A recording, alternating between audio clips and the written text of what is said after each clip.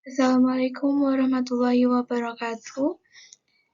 Sebelumnya, perkenalkan, saya Putri Kenanga bersama rekan saya Lilian Dian.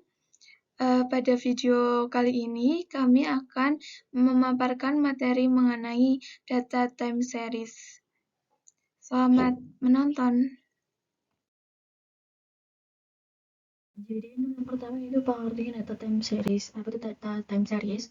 Data time series atau data waktu atau data berkala adalah data yang disusun berdasarkan urutan waktu atau data yang dikumpulkan dari waktu ke waktu. Nah, waktu yang digunakan itu dapat berupa minggu, bulan, tahun, dan sebagainya.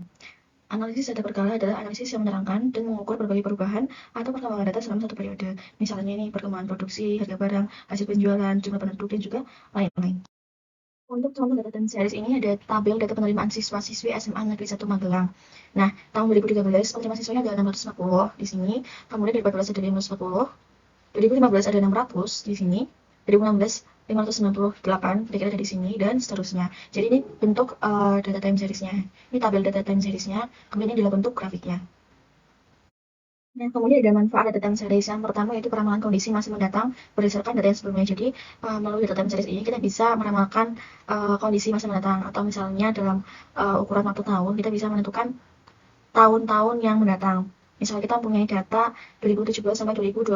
Nah, kita 2023 misal. Nah, kita bisa menentukan ramalan tahun 2027 dan juga seterusnya. Gitu.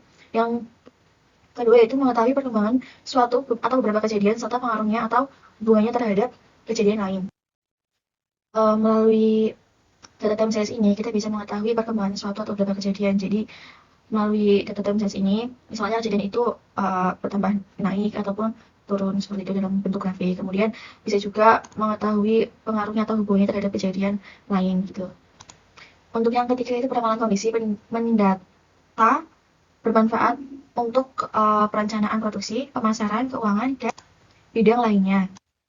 Melalui data time series ini, terutama dalam bidang ekonomi, itu dapat bermanfaat untuk perencanaan produksi, pemasaran, keuangan, dan juga bidang lainnya seperti itu. Nah, untuk komponen time series sendiri ada 4, yang pertama tren, kedua variasi musim, ketiga variasi siklik, dan yang keempat variasi random. Nah, untuk komponen time series sendiri, yang pertama itu ada tren. Jadi, apa itu tren? Pada intinya itu tren merupakan gerakan naik turun di dalam jangka waktu yang panjang. Nah, tren ini dapat dibedakan menjadi 3 jenis, yaitu yang pertama ada tren naik. Tren naik itu contohnya seperti ini. Ini merupakan tren naik. Kemudian ada juga tren tetap. Tren tetap itu seperti ini. Jadi dia akan mengalami naik turun. Itu ada naik ada turun juga. Kemudian ada yang ketiga ada tren turun. Ini contohnya seperti ini. Jadi di dalam gambar ini merupakan contoh dari tren naik. Kemudian ada variasi musim. Jadi, apa itu variasi musim? Variasi musim adalah suatu gerakan yang naik turun secara teratur yang cenderung untuk terulang kembali dalam jangka waktu tidak lebih dari 1 tahun. Contohnya, contohnya yaitu penjualan telur yang melonjak pada masa bulan puasa, kemudian ada penjualan pakaian yang melonjak pada hari menjelang hari raya besar atau juga hari-hari pergantian tahun. Jadi kejadian seperti itu akan terulang kembali pada bulan-bulan yang sama untuk tahun-tahun yang berikutnya. Nah, kemudian ada variasi siklis. Apa itu variasi siklis? Variasi siklis adalah suatu gerakan yang naik turun secara teratur yang cenderung untuk terulang kembali setelah jangka waktu lebih dari 1 tahun. Jadi, variasi siklis atau gerakan siklis ini dalam jangka waktu yang panjang ya, misalnya dalam 5 tahun, 10 tahun, 20 tahun, 25 tahun, ataupun lebih seperti itu. Jadi di dalam variasi siklis ini ada 4 bagian, yaitu yang pertama ada masa pemulihan, kemudian ada ini termasuk masa pemulihan ya, kayak ini.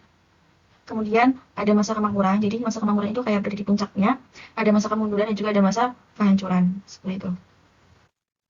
Kemudian ada variasi random.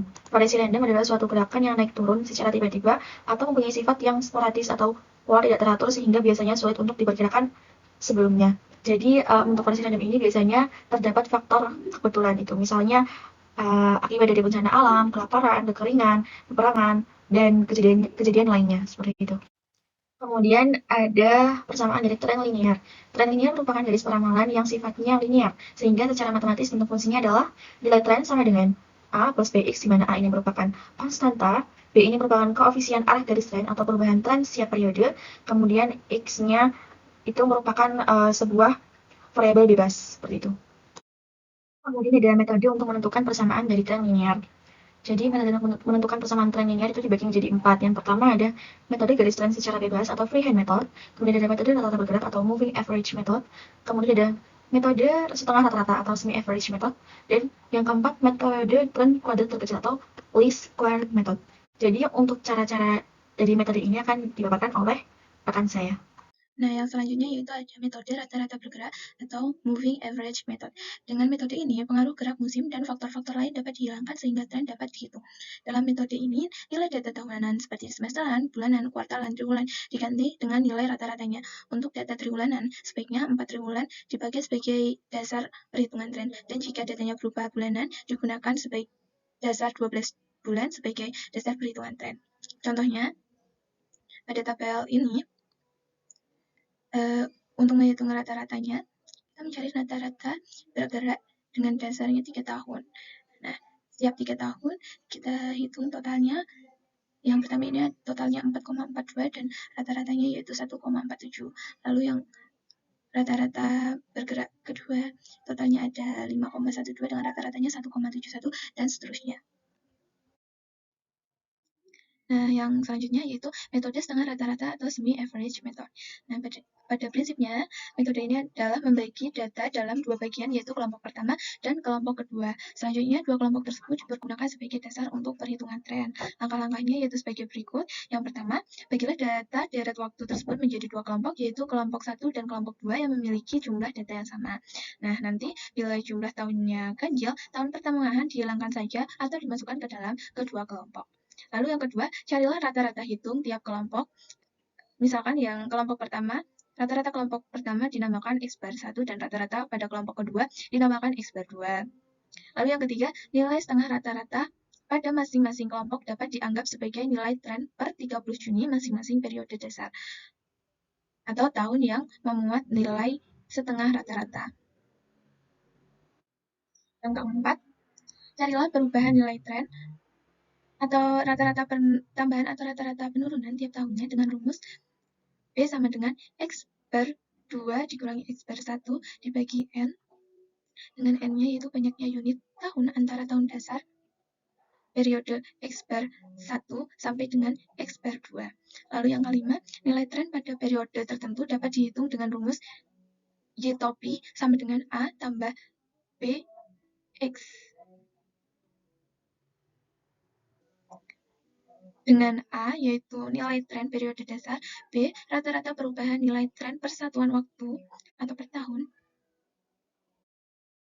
Nah, agar lebih memahami, langsung ke contoh saja. Di sini diketahui tabel dengan 6 periode atau 6 data, 2005, 2006, 2007, 2008, 2009, 2010. Nah, kita diminta untuk menentukan persamaan trennya dan perkiraan atau ramalan banyaknya wisata mancanegara yang datang langsung ke Bali pada tahun 2012 dan 2013. Nah, langkah pertama yaitu kita membagi 6 data tersebut menjadi dua kelompok. Berarti kelompok pertama terdapat 3 data dan kelompok kedua juga terdapat 3 data. Dan langkah yang kedua kita mencari rata-rata tiap kelompoknya. Nah, didapatkan rata-ratanya yaitu kelompok pertama 1,44 dan yang kelompok kedua 2,35. Nah, lalu rata-rata itu juga bisa dikatakan A dalam persamaan tren. A-nya yaitu 1,44 atau A-nya 2,35. Dan selanjutnya kita memerlukan B. B itu didapatkan dari rata-rata pertama ditambah rata-rata kedua dibagi N-nya. N-nya itu jarak antara tahun dasar kelompok pertama dengan tahun dasar kelompok kedua, selisihnya yaitu ada 3 tahun. Nah, jadi kelompok pertama ditambah kelompok rata-rata kelompok pertama ditambah rata-rata kelompok kedua dibagi selisihnya tadi 3 sama dengan 0,3. Sehingga didapatkan persamaannya untuk tahun dasar 2006 yaitu Y topi sama dengan 1,44 ditambah 0,30X, atau dengan tahun dasar 2009 didapat persamaan trennya yaitu Y topi sama dengan 2,35 ditambah 0,30X. Nah, lalu selanjutnya tadi diminta untuk memperkirakan atau meramalkan banyaknya wisata mancanegara yang datang langsung ke Bali pada tahun 2012 dan 2013. Nah, kita gunakan tahun dasar 2006, persamaan tahun dasar 2006 tadi 1,44 ditambah 0,30x. Nah, x-nya itu dapat dari mana? Kan yang ditanyakan 2012. 2012 dari 2006 itu kan selisihnya ada 6. Nah, jadi untuk tahun 2012 didapatkan banyaknya wisatawan pada 2012 perkiraannya yaitu ada 1,44 ditambah 0,30 dikali selisihnya yaitu 6 sama dengan 3,24. Nah, perkiraan pengunjung pada tahun 2013 kan berarti selisihnya 7 kalau dari tahun dasar. Jadi didapatkan yaitu sama dengan 1,44 ditambah 0,30 dikali 7 sama dengan 3,54. Yang selanjutnya yaitu ada metode tren kuadrat terkecil atau least square method. Peramalan dengan metode kuadrat terkecil akan menghasilkan jumlah kuadrat kesalahan-kesalahan terkecil. Nah, persamaan garis trennya yaitu Y duga atau Y topi sama dengan A ditambah BX. Nah, B ini didapatkan dari jumlah XY atau sigma XY dibagi sigma X kuadrat. Dan untuk A diperoleh dari sigma Y dibagi N atau banyaknya data. Dalam penentuan skala sigma X sama dengan 0, ada dua kemungkinan yaitu untuk data ganjil maka variabel X yang terletak di tengah-tengah data diberi coding 0 sehingga selisihnya yaitu 1. Contohnya, nah pada data ini terdapat 7 data sehingga itu kan ganjil ya. Nah, pada data yang tengah-tengah atau pada tahun 2016 diberi coding 0, lalu untuk yang di atasnya berselisih 1 dan yang di bawah juga berselisih 1, dan yang ke atas ini negatif dan yang ke bawah positif. Lalu untuk data genap, maka variabel X yang terletak di tengah-tengah data diberi coding 1 dan min 1, sehingga selisihnya yaitu 2. Contoh, pada data ini terdapat 6 data, data yang di tengah-tengah yaitu 2015 diberi coding min 1, dan 2016 diberi coding 1.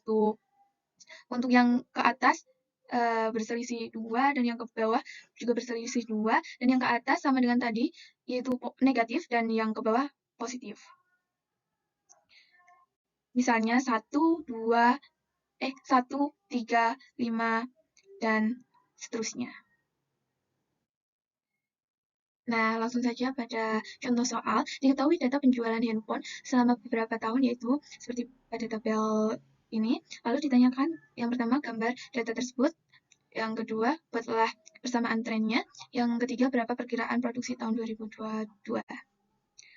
Lalu penyelesaiannya, gambarkan data penjualan handphone. Nah, tadi yang diketahui kita plot-plotkan seperti ini, sehingga didapatkan grafiknya yaitu seperti ini. Nah, yang kedua, persamaan trennya. Dalam soal tadi, datanya yaitu ganjil, sehingga data yang tengah-tengah itu diberi coding 0, dan sehingga selisih codingnya itu 1 ya. Jadi, data tengah-tengahnya yaitu 2017, codingnya di sini 0, lalu selisih per codingnya itu 1. 0, 1, 2, 3, dan seterusnya, lalu 0, min 1, min 2, min 3, seperti itu. Lalu kita cari X, Y-nya, lalu kita juga cari X kuadratnya. Nah, untuk mencari persamaan tren kan kita rumusnya tadi Y topi sama dengan A plus BX, dan A itu didapatkan dari jumlah Y, berarti jumlah penjualannya tadi dijumlahkan dibagi dengan banyaknya data. Banyaknya data yaitu ada 7. Jadi 4.110 dibagi 7 sama dengan 587,14. Lalu untuk menghitung B itu diperoleh dari jumlah XY dibagi jumlah X kuadrat, karena sudah dihitung XY-nya, X kali Y, X kali Y, X kali Y-nya, lalu dijumlahkan.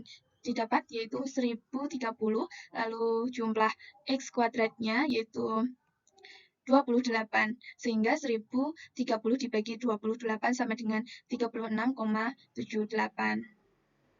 Maka didapat persamaan trennya, langsung substitusikan. Ya, topi sama dengan 587,14 ditambah 36,78 X. Nah, untuk pertanyaan yang ketiga tadi, kan berapa perkiraan produksi tahun 2022?